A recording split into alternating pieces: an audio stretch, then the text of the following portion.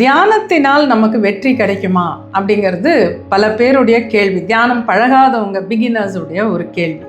இதை நம்ம கரெக்டாக புரிஞ்சுக்கலாம். இப்போ பொதுவாக நம்ம மனம் எப்படி செயல்படும் அப்படின்னா, லெஃப்ட் பிரெயின் தான் அதிகமாக ஒர்க் ஆகும். அப்போ அந்த லெஃப்ட் பிரெயின் என்ன பண்ணுன்னா, நிறைய நெகட்டிவ் தாட்ஸை கொண்டு வரும், நிறைய டவுட்ஸ், சந்தேகங்கள். ஒரு விஷயம் நடக்கணும்னு நினைப்போம், நம்மளை அதை செய்யவே விடாது. இது நடக்குமா, நடக்காதா, உன்னால் எப்படி முடியும், இது நடக்கவே நடக்காது, இப்படி நிறைய தாட்ஸை கொடுக்கும். அதனால தான் நிறைய பேருக்கு எந்த ஒரு விஷயத்தையும் நோக்கி ஒரு ஸ்ட்ரெயிட்டாக போய் அந்த கோல் அச்சீவ்மெண்ட்டுங்கிறது அவ்வளோ ஈஸியாக கிடைக்கிறது இல்லை.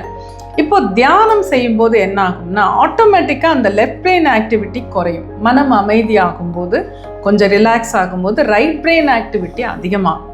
இப்போ அந்த ஒரு நிலையில், நம்ம அந்த தியான நிலையில் இருக்கும்போது ஆழ்மனமும் திறக்குது. அப்போ நம்ம இந்த விஷயம் எனக்கு நடக்கணும் அப்படின்னு அந்த நடக்கும்போது எப்படி இருக்கும்னு விஷுவலைஸ் பண்ணும்போது, அதை நம்ம ஆழ் மனசில் ஒரு விதைக்கிற மாதிரி பதிய வைக்கிறோம்.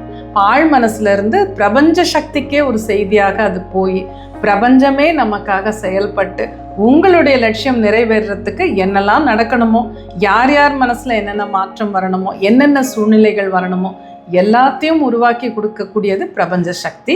அதன் மூலம் நமக்கு வேண்டிய விஷயங்களை நம்ம நிறைவேற்றி கொள்ள முடியும். வெற்றிகள் நிச்சயமாக தியானத்தின் மூலம் கிடைக்கும்.